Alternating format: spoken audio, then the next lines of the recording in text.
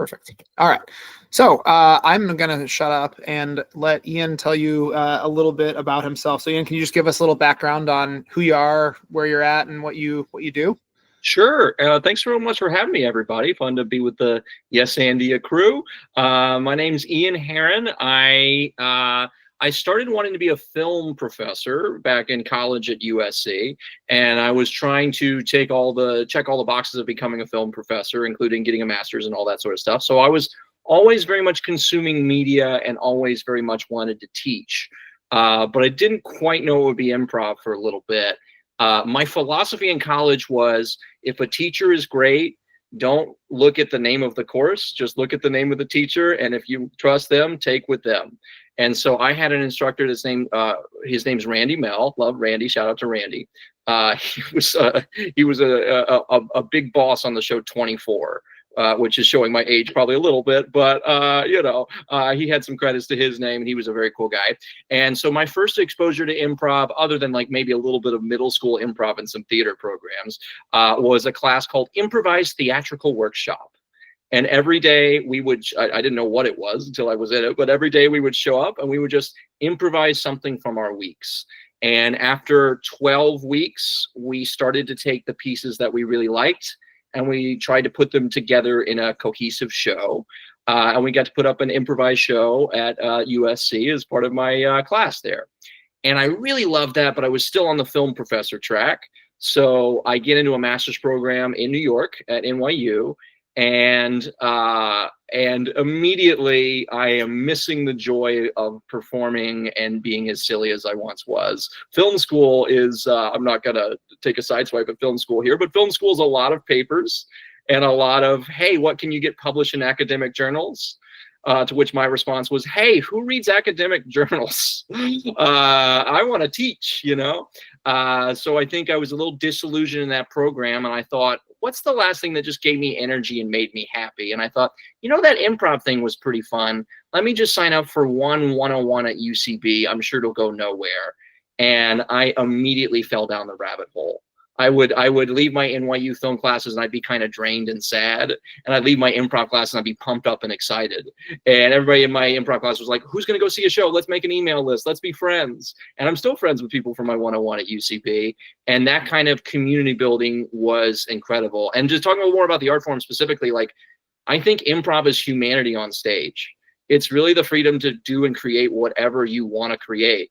And there's no limitations to that outside of the community you're performing in that might react certain ways to certain material. But certainly you can create whatever you want to create. And that's one of the beauties of it. It's also a uniquely American art form. It was founded in Chicago within the last 100 years. Think of the other art forms you can think of that existed within the last 100 years. I mean, painting was a long time ago. Music was a long time ago. This is new, and this has an excitement to it that really gets me going. And so when you see the best improv, you're seeing human beings connect on stage and find something between the two of them that didn't exist before.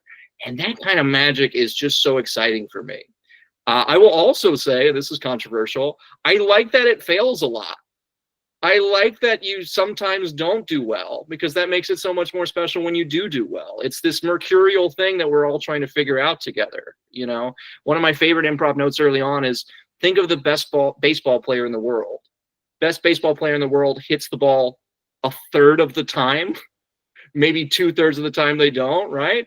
Hopefully improv's a little bit higher of a percentage than that, but it's constantly in flow. You never know what you're going to see, but when it hits, when you hit that home run, when you're all on the same page and the whole audience is there with you, there's just nothing like that takeoff. So yeah, I already talked too much, but long story short, 10 years later, after taking that UCB 101 class, explicitly trying to become a UCB teacher, they hired me, and here I am. And I very much, my 10-year journey was about building up the best resume I could be to be a teacher. I kept a list of all the improv instructors I worked with, and that got to be over 100 names long. And I just tried to beg, borrow, and steal from all the best of them whenever I was teaching or whenever I was coming up with my philosophy and style and approach to improv. So, good, it's not 6 o'clock yet, but that's loosely the background of who I am and where I'm coming from. That's awesome. Thank you. I like I like the idea in improv that we have permission to do the big borrowing and stealing from so many people, and you can kind of plug in those different elements of different styles and types and different theaters teach it different ways. UCB's style is very different than other styles in different theaters as well. We here in the middle and in Iowa don't have, we're 4 hours from the closest like theater of that magnitude, but we have a pretty cool little scene happening here as well. Some of our professional and our adult improvised groups have joined us as well for the call today. But so it's really cool to hear you kind of talk about how it's not just the one place that you've learned it from, but all the different people you learned it from, because I think that's really important to hear, and that failure is not a bad thing. Yeah, absolutely. I think I would guess usually when we start a class, those of you who have taken a theater arts class with me, we talk about what we're afraid of. And usually the first thing is that, like, the abyss of what if I don't know what to say? Yeah. And when that happens, we turn to our partners and we build that trust and stuff like that. So, very cool. So you answered my second question already in terms of why improv matters. Outside of just performing, though, just like in like day-to-day life, I know that you work in improv, which is really unique. But how do you see like the skills of improv apply to your day-to-day or to like other jobs, or just the way we interact in the world? Yeah. I mean, I think improv is ultimately a meditation on presence. It's being here and now and in the moment, and that's something that makes you better at just living your life too, of the little things you notice. There was a great UCB New York teacher from back in the day named George Kerriman. He's still an actor around. I'm sure you could look up the long list of commercials he's done. But George used to never talk to strangers whenever he'd meet them. And then after he started taking improv classes, he was like, you know what? I'm going to actually try and just say a nice thing to these people I meet on the subway who probably don't want to talk to me too. But I'm going to notice and observe, and I'm going to comment. And he would just say, hey, nice shoes, or just the smallest little thing. And it's amazing how that brightens people's day. But yeah, how does it apply to our day-to-day life? It's recognizing the humanity in other people. Just like I said, improv is humanity on stage. Well, let's be a human being off stage too, right? Like notice when somebody's feeling a certain way. Sometimes you can just tell from someone's posture that somebody's having a bad day or angry or sad. And if you speak to their moment, they feel seen in a way that they might not otherwise have, and might be more willing to open up and share those vulnerabilities. And now you've made a deeper connection just because you didn't choose to ignore something right in front of you. Improv is also a huge art form of reaction. It's you do something and I react to that. So that turns up your listening. If I'm reacting to you, I must have heard what you said. And so if I'm really listening to you, I'm really valuing where you're coming from as a person. So you recognize that your relationships feel deeper. You have an easier time making connections, and folks appreciate how seen and present you can be when you've kind of got these skills in your tool belt. I'm sure there's more business professional things I could speak to too, but I've avoided the world of business as hard as I can by being an artist. But I think those things apply in there too. Yeah. Well, I like the human element's really important. And one thing that we talk a lot about is like the value of the listening and the response, and like that, the kind of humble nature to approach it with. So I really appreciate those like soft skills. I think those are really undervalued. So the reason why, for everybody, since we can actually talk about improv, so like kind of get into the nitty gritty a little bit. The thing that really impacted me listening to the podcast that Ian was on was he talked a lot about finding the game of the scene, which some of you may be familiar with. It might be new for some of you as well. If you were at camp, we talked about it a little bit. If you've been a part of any form of long form improv, you probably have some more experience with it. And he has some kind of ways to dig into that a little bit, but I was hoping just so we have a base understanding, could you give us just a brief kind of synopsis on what the game is and kind of how that, like what that means? Yeah, of course. Yeah. Game is a word that can get in your head more than it needs to, I would say, but it's also, we have 4 levels at UCB, 101, 201, 301, 401. Game is pretty much exclusively the higher 3 levels where you're only figuring that thing out. So it's a very dense subject that can take some time to master, But ultimately, I like to try and simplify it for people because of my experience of working with so many different people. I thought, how can we distill this a little bit so it's not as complicated as sometimes it's made out to be? I'll give you the UCB textbook definition of game, and then we'll chill out and just talk about what that really means. The UCB textbook definition of game would be a pattern of a pattern of behavior based in the first unusual choice of our everyday lives that stands apart from our everyday lives, something along those lines, right? And that's ultimately what my BUF Jr. acronym is really laying out there. But at the end of the day, game is just complicated language to say, this is the funny thing of the scene. This is what we're laughing at. This is what we want to build up together. And the ideal of game is by focusing on the one funny thing of this particular scene, we can make that idea bigger and bigger and bigger in a way that is very impressive for audiences to see, whoa, they really took that as far as they could. When you do work at theaters that sometimes don't emphasize game as much, sometimes what you'll see, and this is not a bad thing, it's all styles and what you appreciate, but sometimes what you'll see is you'll see kind of split paths of roads of what is funny about the scene.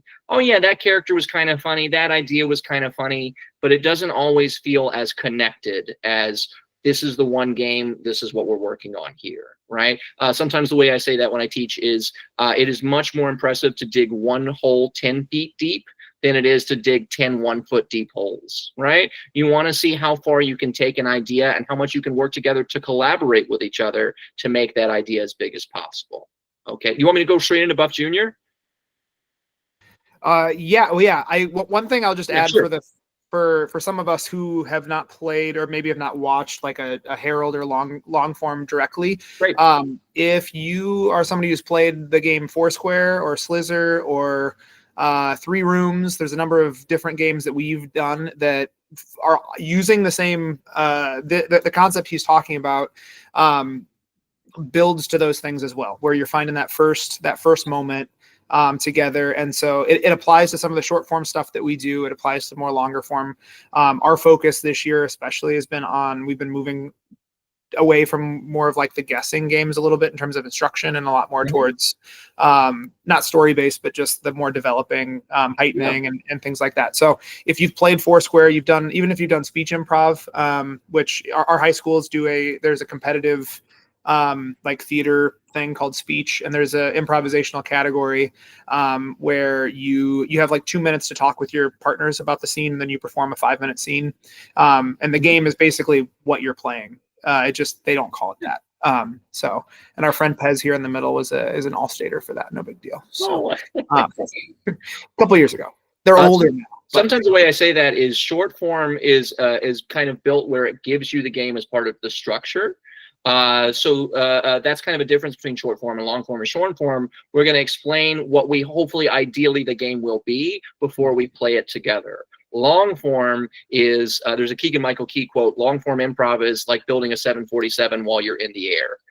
Meaning we're going to find the game on our feet and we're going to create it together, and we have a lot of freedom and flexibility of how that's going to look and go, which makes it tremendously more challenging, but also tremendously more rewarding when you do find it and do it right. And yeah, short form skills are wonderful, wonderfully applicable as you're starting to build into long form. If you've seen Whose Line Is It Anyways, all those short form improvisers also do long form improv.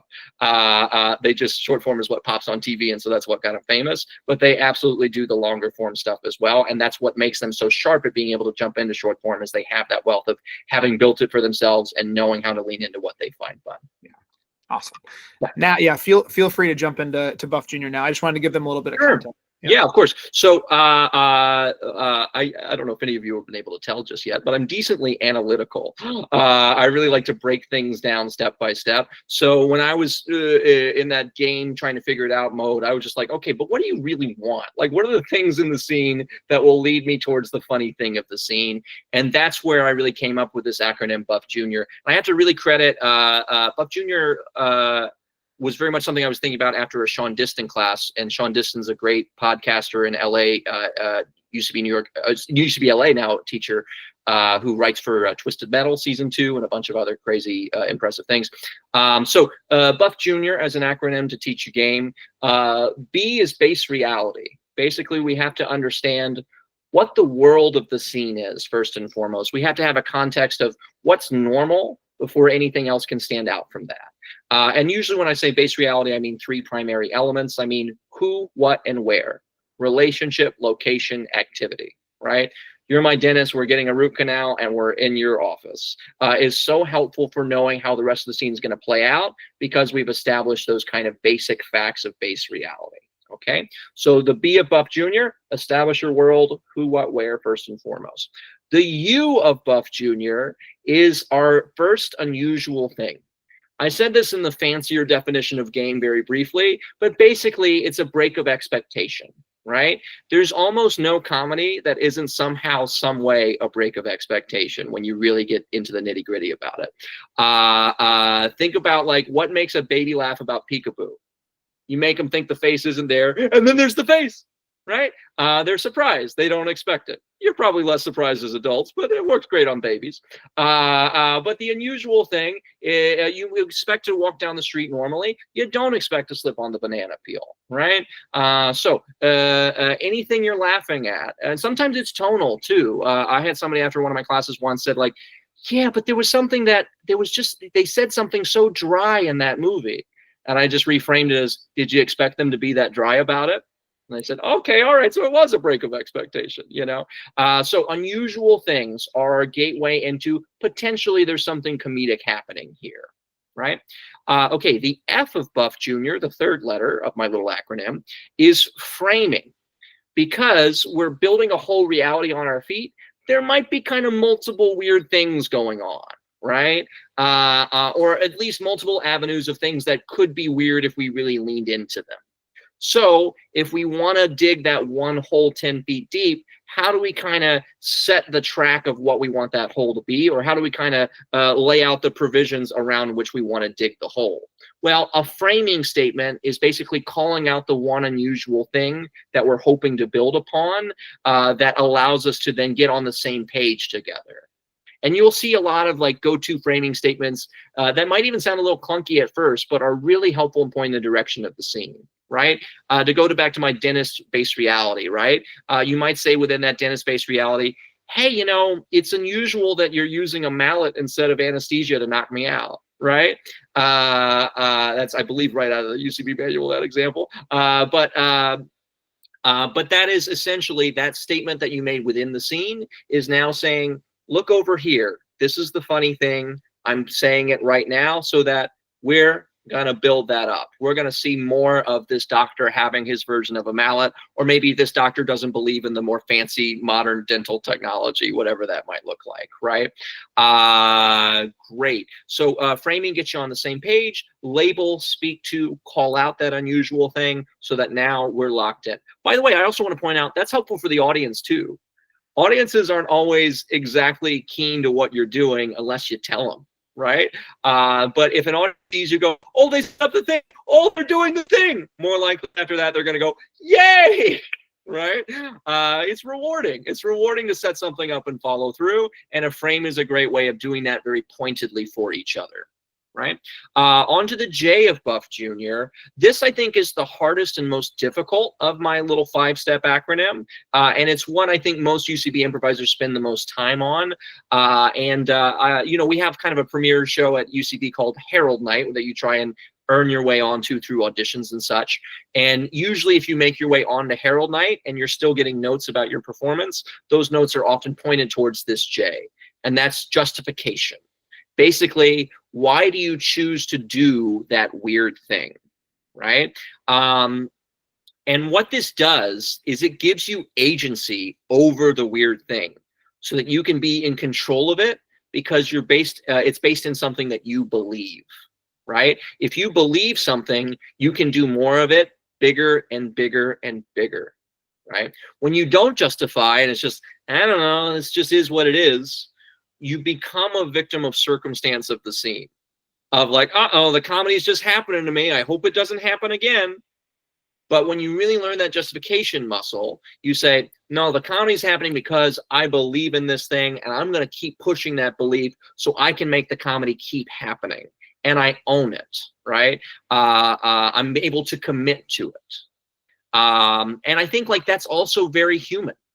the people who are doing something that you laugh at, think of the authentic laughs, not like a stand-up comedian is trying to make you laugh, but like, you know, Dad's got way too much ketchup in the fridge, right? Is something that might make you laugh. Dad's not keeping all that ketchup in the fridge to make you laugh. He just has his philosophy and he's committing to it, right? Which is like, we save around here, we'll use it one day or something like that, right? And so it's all the funnier because he believes in that thing that you find unusual or weird, right? So justify, own that unusual thing. If any of you seen the first Captain America movie, there's a scene in which they throw a fake grenade and Captain America jumps on the grenade to take it for the rest of the crew, right? Justifying is jumping on the comedy grenade for everybody else. Hey, I got this. This is what I believe. This is why this is happening, right? I can take the blast. I can be the funny character, right? Great. So Ian, And real quick, the R of BUF JR is just resting. Reinvest in the base reality. Go back to square one. Do more of the normal thing. Now that we understand your philosophy, we can see that philosophy play out again. But it will be helpful to have some normal things happen so that we have stimulus to react and build up those new unusual things along the way. Great. Come on in, Lane. Sorry, I knew the R was coming, but so like for the mallet, for justification, the difference would be just like the mallet is just there. So I found it and I hit, versus like I am now the doctor telling you why the mallet is part of the practice that I do on a daily basis. Is that a good? Yeah.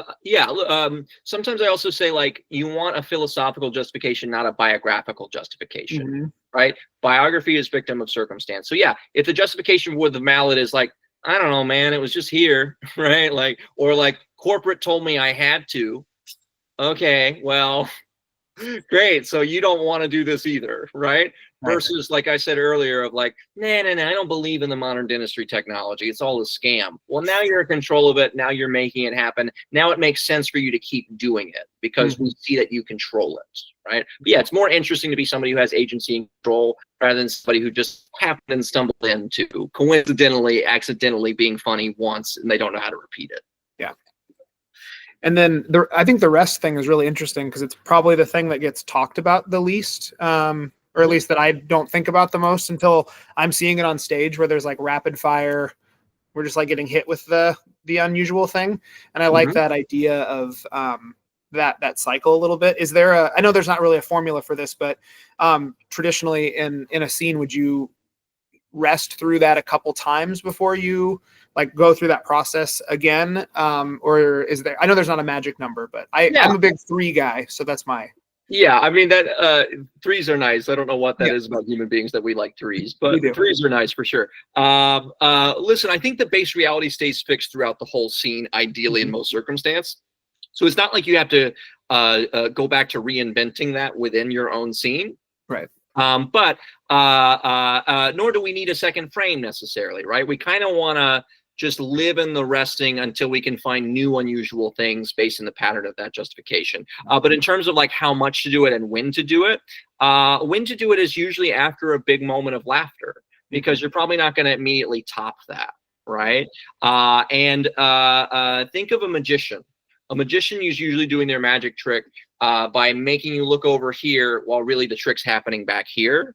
Resting is making them look over here before you do that funny thing again.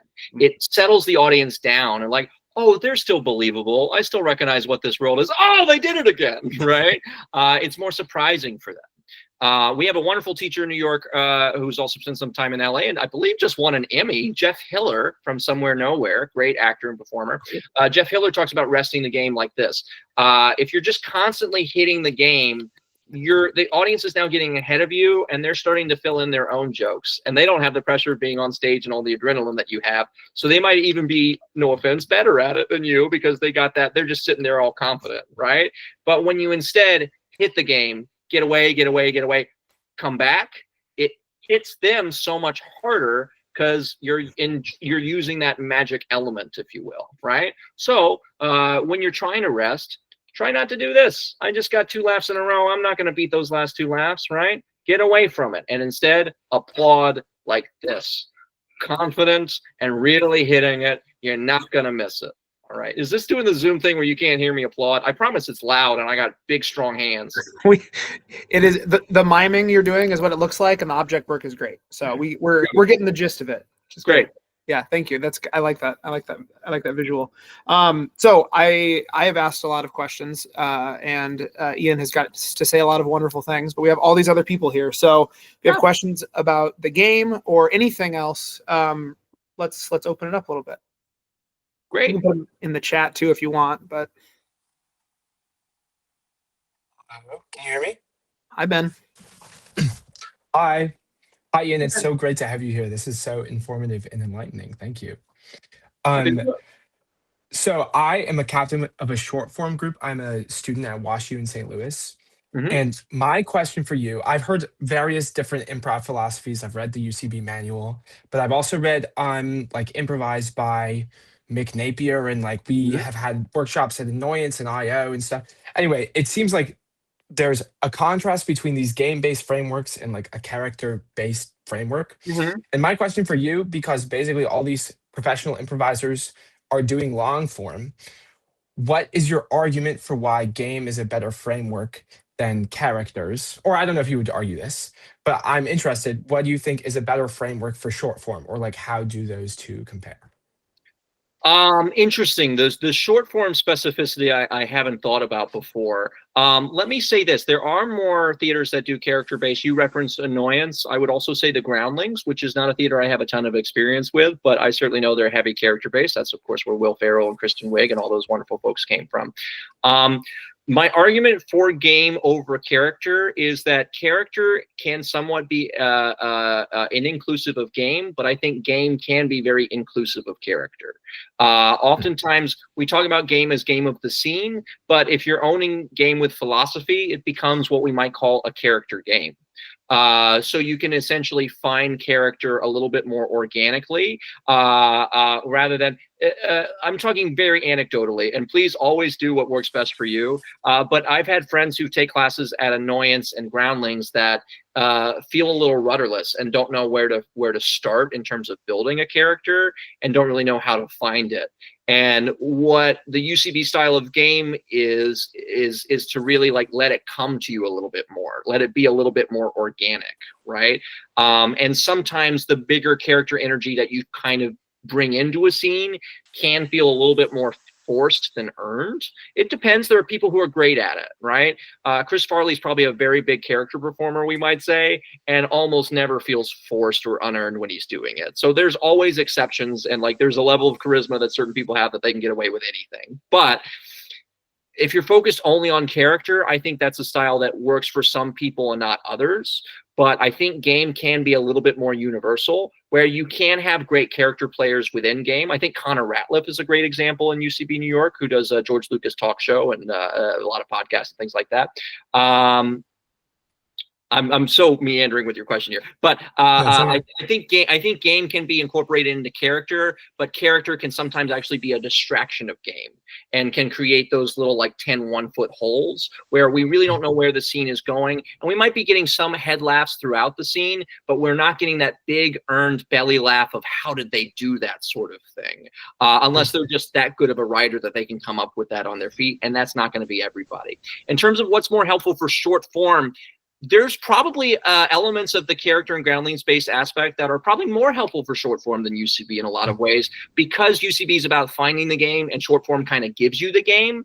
Short form is taking away a lot of the work that UCB would be building up and within you. So it might be helpful to have those other more character tools sharpened, so you can just launch into a short form game with a lot of energy and like a big choice. So I'm kind of talking out of two sides of my mouth, depending on what you want to do and what you want to focus on. Yeah. Ideally, take it all and do what's best for you if you can and you have the ability to. Okay, I thought of one more question that's completely unrelated while you were talking. So when people come in with no knowledge of what game is or like anything, they're new to improv, whatever, what's the first thing, like what's the first exercise you do with them to get them on the same page about how to do game in scenes? I wouldn't start with game with a new improviser. I would start with base reality. But sure. Maybe in 201. Yeah. Okay, so we're in 201. They have an aspect of what it means to be committed and starting with base reality and not trying to be funny anymore. I would do a first unusual thing exercise probably, where in fact it's often helpful to get the rest of the class that's not in the scene involved, so that you can see how their brains are working, and it takes just a little bit of pressure off the people doing the scene at first. So let two people play out a two-person scene, and whenever anybody on the back line or anybody seated in the audience feels like something has broken their expectation, have them raise their hand. Call on them, make them explain why their expectation was broken. If you think there was a break of expectation before that, bring that to life for them. And often when you're first doing spotting the unusual thing, tone is a very easy, unusual thing to slide by a lot of people, right? Where on paper, if you read this, there's nothing weird about it. But that chiropractor's being awful sassy, right? And so if somebody raises their hand like, this is sassier than I thought a chiropractor would be, now we can focus in on that and we can build that up. I haven't used this big UCB phrase, if this is true, what else is true? So if you're focused on that first unusual thing and framing on day one, then you can start to build up more of the, if this is true, what else is true? Let's keep exploring the reality muscle a little bit later on. Did I answer your question? Was that helpful? Yeah, that's great. Thank you. Great, of course. Zarin, go ahead, buddy. Hey there. Hi. Hi. Really great to have you here. I was just writing notes about what you're saying because I figure I should keep this sage wisdom with me. Just to clarify, like game, like to be more focused on game is like easier to find your characters. Not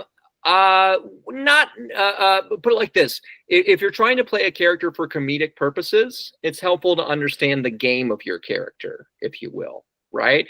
You might have a little bit of character energy before that game is fully sussed out. But by diagnosing what the game is, hopefully it makes you a little bit more specific, right? So to go back to Sassy Chiropractor for a second, because I think we all love him. You might know you're giving a little energy to it, but you might not know what's funny about it just yet, and that's okay. But then when your scene partner frames you as sassy, then you can lean in with a little bit more intention and make it into a little bit more of an intentional character game. Right? Of like, I think the medical community needs to be more down to earth, might be a justification for that or something like that. And now we can keep seeing you be sassy through the lens of that justification. So to zoom out again, you can come in with a little bit of character energy, and that may or may not be a fully fleshed out game just yet, but we can always build it into one a little bit later on. Okay, thank you. Yeah, of course. I might chime in real fast. You've given great information so far, Ian. I joined in a little bit late, so forgive me if you've touched base on this already. With improv, trying to describe it to someone who doesn't do improv for marketing reasons, whether it's short form, long form, it's not a bad thing, but the biggest issue I get when explaining to them improv, once I've convinced them it's not stand-up, it's very different, they go, oh, so like whose line is it anyways? Which again, nothing wrong with that. But would you have a recommendation of a way to, in a very tight little box that's both entertaining to someone and make them want to come to a show without saying, it's like, whose line is it anyways? Well, first of all, I think if you were so inclined, and again, I don't mean to take side swipes, but you could say it's like, whose line is it anyways, but better. Because we're really creating it without that much of a safety net. I would say it's humanity on stage. I think that's a phrase I use a lot, right? Mm-hmm. But it's seeing two people connect in an unexpected way that is so live and present in the here and now that you don't get other places. Might be something. This is all recorded, so I don't even know what I'm saying, but you can listen back and say it back. You might want to focus on it more theatrically than comedically in terms of like this is a form of theater, and it's also like specific to what your group is doing. So if your group is doing a specific form, you can really sell that form. For example, a very popular class in New York right now is the improvised play. So that's obviously exactly what it sounds like. It's a play made up before your very eyes and feet. So kind of selling it as it's live theater, or it's theater that evolves based on the audience's suggestions or something like that, might make it more accessible for, you know, a person in marketing that doesn't that wants to pay creatives but isn't particularly creative themselves, shall we say. Was that helpful? Does that kind of answer your question? No, that was perfect. Thank you. That was kind of just the quick little throw I wanted to have for you there. I really appreciate it. No problem. I know we have relatives in common. I just don't know which ones. Oh, wait, we do? No, we just look very similar. That's all. Oh my gosh. Yeah, when I popped up on screen, yeah, I don't know what to even say. Now that I didn't even think of it because I have it like little on my phone, so I like zoomed in. I was like, oh my gosh, yeah, we're both just the casual white guy with glasses. Yeah, casual white guy with glasses that may or may not have a podcast. Yes, yeah, the mic doesn't help. Yeah. Yeah, you guys are so lucky I'm here. You'd all just be that. Thank you for being our Thank you, diversity. I Taz. appreciate you. And Ian, thank you so much for your time on that. What do you mean? Pleasure. Thanks, Aaron. Oh yeah, and thank you, Zarin, Anytime. as well for being our two diversity. Yes. Improv. DEI hire. No, I'm kidding. No. Awesome. Anybody else? I have others, but I did also have a question. You already kind of answered it with talking about sorry, I just lost my train of thought. Oh, no problem. Okay, so when you make a choice, right? Like you find what's weird about the scene. Do you have a good way to really go into if this is true, then what else, without repeating like, oh, the dentist still has a mallet. Oh, the dentist maybe has a screwdriver now. Like a way to, if this is true, then what else, without getting repetitive? Because I think that's a rut that I fall into sometimes. Sure. Well, I think like a good hard rest is really what that's about, right? And I think like sometimes what I have students do is go through the normal scene if nothing was funny. And now go back and do that scene and just change it where you need to, right? So what would a normal dentist interaction look like? You go under a slight anesthetic. They get out a drill. I don't know a lot about dentistry. They pull out your back tooth that's rotted and they put in a crown, right? But now we know those are 4 normal steps. So after I hit you with the mallet, I'm just going to start doing the next normal thing. And ideally, I don't want to know that what else is true just yet. I'll find it, right? I'll be inspired, right? But I know like, oh, great, I'm pulling a tooth out. Well, how can I do that in a slightly more old-timey way? I'm definitely going to use pliers, right? But like I'm doing the normal thing first and I'm letting my brain kind of catch up to like, oh, you know what would be fun, right? I know I like believe, so let me just now filter that belief through the next normal thing and change that and tweak it when I'm inspired to. And also, like, don't be afraid of a good, long, hard rest. You might get 20 to 30 seconds of silence, but if it's believable and you're grounding the audience into that world, then the next time you do make that choice, they'll be so much more on board for it. And honestly, like, sometimes it might be the mallet again, right? And that's okay too, right? Like, as much as it's nice to come up with new things, sometimes if you just made them really believe everything else that's going on in the scene, it will just tickle them so much when you pick up that mallet a second time, you know? So yeah, ideally you'll be inspired by doing normal things to find that next thing, but at the very least by doing normal things, the next move will feel a little bit more alive to you, whatever that might be. yes, Brady. All right. This past question. We just talked about how to make the thing we identified kind of better and to build on that. Could you give some advice on like how to frame it in the first place, as you mentioned earlier in BUF JR, of how to introduce that concept a bit better? How to frame better, just to be clear? Yeah, how to frame better to like bring attention to the new thing. Well, I think framing is really just a reaction to the unusual thing. So a bit of it, like I was advising earlier, my first exercise is often like identifying the first unusual thing. A bit of it is knowing, great, that's weird, that's one I want to focus on. So once you know what that weird thing is for you, it's a matter of reacting very directly to it, right? Trying to put the arrow on the bullseye as close as possible of what is breaking your expectation. I said earlier, kind of in passing, but I'll say it again a little bit more in detail. You might hear some go-to framing statements of like, hey, it's unusual that you fill in the blank. You can use that as a frame pretty much in any scene. You'll start to feel a little, I love that tongue, I could have said that better. I hope that was recorded too, for the record. I didn't invent that. That's wonderful.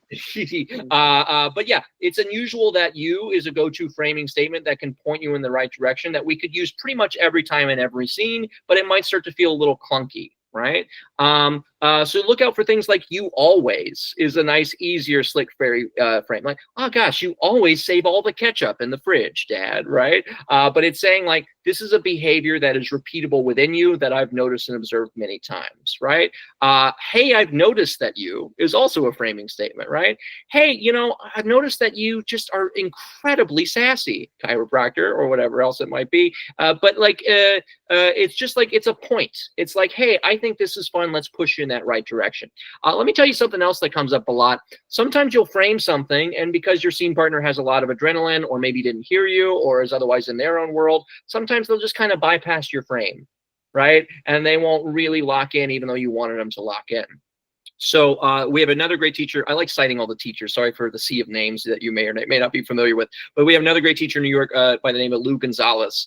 And what Lou says is, if you think a frame is fun, show them how fun you think it can be, right? Basically, like, show your example of how you think this could be unusual, or this could be further unusual, right? So like, if you think the frame "sassy chiropractor" is fun, but then they didn't lean into being sassier after you frame that, you could say like, geez, last time when I was here, you were just doing so much snapping in Z patterns, right?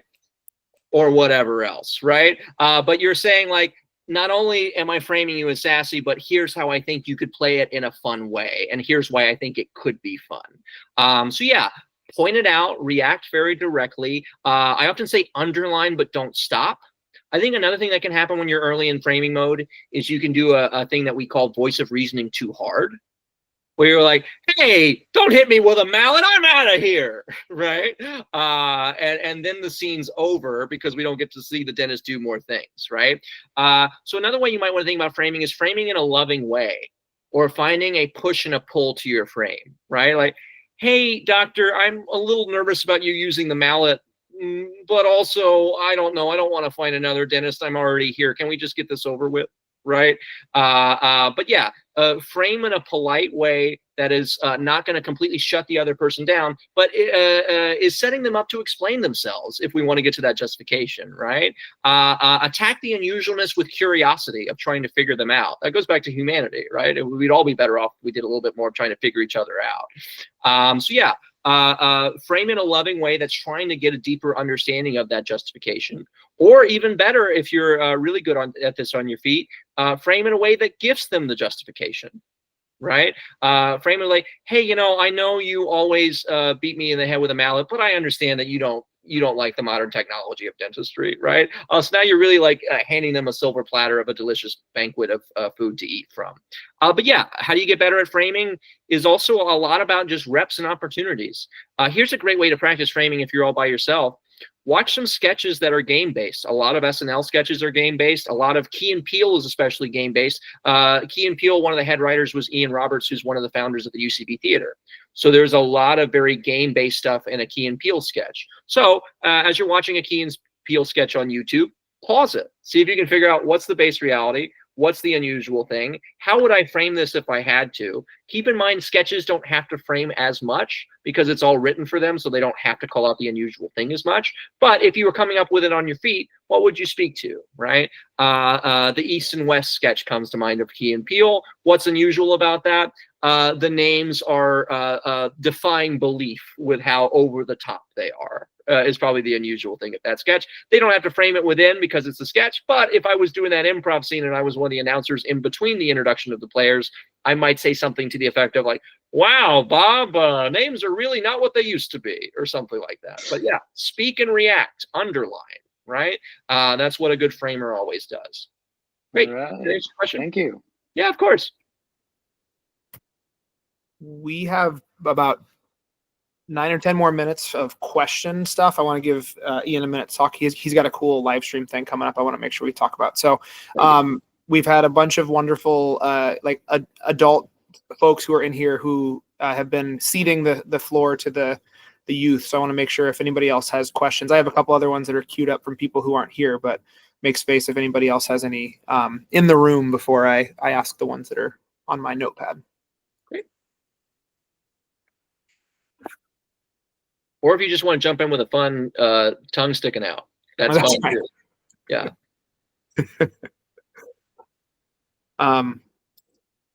Okay. I have one from one of our other counselors who asked about how do you avoid arguments becoming the main source of like heightening a scene? Because similar to what Pez said, you can get in kind of a rut of it's kind of simple to just have characters butt heads. Let's see if they had anything else specifically. How can you get away from the comfort and familiarity of that, like arguing as a conflict, I guess? Yeah. I have a lot of opinion about arguments. Generally, I find arguments in improv scenes mostly uninteresting, with a few exceptions here and there, but I find it mostly uninteresting. And the reason why is because it's 2 points of view that we don't always know who's right. And because we're meeting these characters for the first time and we met them all of 30 seconds ago, we don't have any investment in who wins the argument. And we get stuck in not being able to explore the rest of the base reality or do anything else but the argument. And we're just tires spinning in mud, right? Arguments are kind of negotiations. And so now we're kind of out of yes and mode, right? Because it's actually, no, but I believe this, no, but I believe this, no, but I believe this. And we're not able to like find and progress together, right? Yeah. First and foremost, get yourself out of an argument. Right. By the way, this is another great life skill that the more you start dating, the more it's going to be really helpful to know how to get out of an argument. Brady, write that down, Brady. Yeah. Listen, I'm not necessarily great at it, but I do my best. Right. If you find yourself say no, and we're leading to an argument, give in the third time. Always, without hesitation. All right. Right.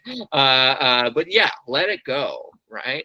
I'm going to go back to what I was saying about framing. Approach the other person from a loving point of view. Love your scene partner, I mean, as a character, right? But like be interested in them as a person, right? Trying to understand them, right? It's very hard to argue with somebody when you're legitimately just trying to understand their point of view, right? And understanding their point of view is what's going to give us the justification to take us further in the first place anyways. Yeah, arguments are crutches usually. They're something you lean on because you're panicked and your adrenaline is high and you're trying to make something happening that you think will be interesting. And it's ultimately a self-sabotage, right? What's much more interesting is seeing collaboration and working together to figure something out. So yeah, if you're in an argument scene, let it go. Let the other person win. Like, go along with them, right? You can always say like, I don't agree with you, but okay. That's also acceptable, right? But then we're not. Then we get to do more things, right? Yeah. We want to follow through with the world we set up. Arguments are going to make scenes much more plotty than gamey, right? And now this is another complicated note I give sometimes, but I like getting in the weeds when I get the opportunity to. If you're doing scenes for plot, you are now competing with other plot-based art forms. Other plot-based art forms are movies, television, sketch, novels, all those things, right? What do they have that you don't? Time. Yeah. They can thread the needle perfectly and figure out the perfect way for all of that plot stuff to pay off, right? Knives Out is a very tightly written script, and meaning no offense to all of you, it's going to be very hard to recreate Knives Out on our feet. So we can't live in a plot world because it will start to expose that that's not the strength of what improv does. So what is the strength of improv? It's behavior, right? I would argue behavior in games similar, right? Behavior is sort of like the way you act because of your philosophy, if you will. So arguments will take you towards plot. We're going to get stuck. Take it out of that. Make it about behavior. This is what I believe. This is the world in which we're exploring. Let's go do some more normal things, right? Let it go. Awesome. Yeah. I feel similarly about violence. Yeah. Similar, like we use it as a crutch to try to get ourselves out of something. Would you largely agree? Here's another way I say this note sometimes. It's like you should always embody your own values when you're on stage. Right? You shouldn't be pressing and forcing what you think an audience will find funny or what you think an audience needs to be important. You should be embodying the person that you are and what you believe in. Now, if that's violence for some of you, okay. But me personally, I try to de-escalate. A little hard in New York City, but I try to de-escalate as much as possible whenever possible. And so I want to have that same value when I'm within a scene, right? Doesn't mean I can't play a villain that I'm kind of punching up at and making fun of too in certain situations. But if I'm doing something that's against my values, I'm probably going to undercut that character comedically intentionally, right? So yeah. If you're somebody who doesn't want to argue in your real life and doesn't want to encounter violence in your real life, then don't bring that to the characters you bring to the stage either, unless it's absolutely necessary as part of like punching up at something, right? And I'm using punching up not in a literal way, just to be clear about that terminology too. That's not encouraging violent punching. That's encouraging take down those with power and authority that are otherwise demeaning or taking advantage of people, and don't do that to people who are underprivileged or don't have those opportunities. Punch up, not down. You can make fun of the mayor, but you probably shouldn't make fun of like the mayor's retired mother or whatever else it might be. Yeah. Kind of going off of that real quick, as a coach, I've noticed most kids, almost like their security blanket is an argument or a fight, because it's something that's very easy to do, and it's a very like obvious, like, oh, I know how to escalate. It feels like nothing's happening, so I should do this. Do you have a way? Obviously, you explained it very elegantly the way you just did it. Maybe like a shorter way of kind of explaining to them, hey, I love the passion of wanting to make the scene go somewhere, but let's take the fact of violence or argument as your safety net, and you're like, if you're on your back foot, you use this. Let's get that out of your wheelhouse. First of all, brevity's never been my specialty, but I'll do my best to shorten what I've said. I think it's a little bit about like making an analogy like Jenga or something, right? It's going to be more interesting the way we build together, and arguments and violence and those things are often just knocking the Jenga board over. It might get a big reaction then, but then we have nowhere to go, right? It is more interesting if that passion is channeled towards collaboration and working together, right? But when you kind of steal the spotlight and make a big moment out of something, and then the scene's dead after that, you can all kind of feel that failure on its feet, right? But yeah, you're not wrong. Like, younger age groups are, a lot of being young is also discovering yourself. And when you don't know who you are, you recreate things you've seen. And we live in an increasingly media violent time, unfortunately. And so a lot of it is just a kind of a repeating back and mimicry of what they think is going to work, because they don't know who they are just yet, right? You probably can't say that to them that directly, but you know what I mean? Like, I think that's where it's coming from. And I think like, put it like this: just the way you want them to be sympathetic in scenes, you be sympathetic to them in those moments too, right? And try and show the value. Here's something I say about arguments I haven't said yet. When you find yourself in an argument, don't fight negatively against the other person's point of view. Show the positivity of what you believe in, right? So it's like, like, well, in my world, I think it could go like this, and I like this, and this is why I value this. Because then we're learning a lot about you as a person, and that's going to be helpful for the scene. And then if they do the same thing, it's not so much an argument anymore. It's just two different points of views that we've learned a lot about together, but they're not in conflict so much, right? So yeah, maybe a way of saying it is like, challenge them. Show me the positive take of your point of view. Don't show me the negative take of the other person's point of view, because that's how we're ultimately going to get that Jenga tower as high as possible. Gotcha. Play Lego, not Jenga. Perfect. Thank you, Ian. I appreciate that. No problem. All right. Well, I want to make sure we honor your time, Ian, and everybody else's time. So we'll start kind of wrapping up. We're super grateful that you're here. This was awesome. Thank you. Thanks for having me. I think I took a lot of notes, and I have like life quotes from you now as well. Like, put it on like a sunset photo and stuff. So, but I want you to share a little bit about your 10th anniversary spectacular coming up. I'm going to put the link in the chat as well. And we'll post about it as well. But if you just kind of what's coming up for you. Thanks so much. That's so kind of you. Yeah, I mentioned that being hired as a teacher was a 10-year journey for me, where I was putting in a lot of work on the ground of just trying to get as much credits as I can. One of those things was about 10 years ago, I started my first improv show, which for branding reasons, I called the Ian Herrin Improv Hour, or IHIH. Yeah, our first show was in 2015, and we started at a smaller venue in New York called the People's Improv Theater. Actually, we started at Broadway Comedy Club. That didn't last long. We moved right over to the People's Improv Theater, and then we, post-pandemic, we also came back at the Magnet Theater, which is a wonderful theater to see if you're in New York. For our big 10-year anniversary, UCB is very kindly putting us up for the first time. So this will be my first UCB version of the Ian Herrin Improv Hour. And also, because it's a 10-year anniversary spectacular, I've emailed every special guest I've ever had in New York City to see if they want to do the show. And I'm proud to say we have 40 performers booked for 1 hour. It's going to be absolute insanity. And it's a lot of people I've looked up to for many, many years. It's a lot of people I've gotten to play alongside with for many, many years.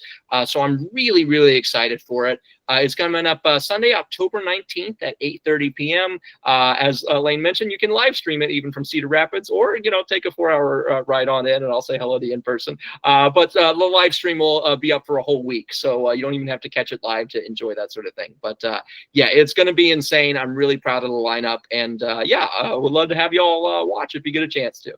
Cool. Yeah. Thank you. Let's see. I'm trying to think. I'm going to just, for the sake of it, we also have our next show coming up on October 6th. So there's a link in the chat as well for tickets if anybody is interested in joining us. Ian, you're welcome to fly out. We don't have a live stream probably for this one, but who knows? But that one's going to shows makes you just as much better as doing shows, by the way, right? Yes. You get so much out of watching. I even recommended earlier, watch sketches and break them down.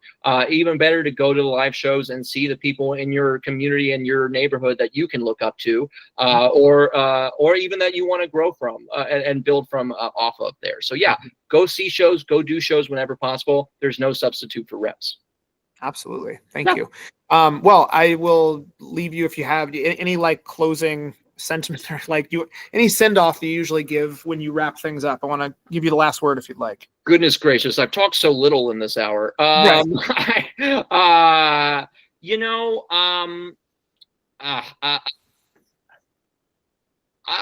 It's not that I always wrap things up like this, but I think we're living in an increasing time of censorship and people telling people that their opinions are wrong. And this is the art form where you get to break free of that, where you can create whatever you want to create and you can build whatever you want to build. And the value of that artistic expression, I think, can just never be understated.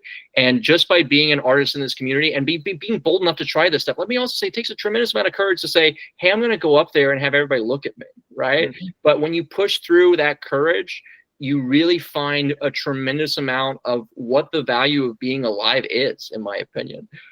So yeah, thanks y'all for even being interested in improv in the first place. And if you love it, keep doing it, right? Chase your passions, follow your love, and maybe it'll make us all better in the end. Well said. Thanks. Well said. Yeah. The history of improv is rooted in disrupting. So let's keep that up. All right. Well, thank you, Ian. Thank you everybody so much for being here. Catch him in October and maybe we'll visit someday. So thanks so much. Really appreciate it. So nice to meet you all. All right. Always a resource for you. Feel free to reach out. Thanks so much. Thank you. See ya. Thank you. Bye. Thank you. Thanks.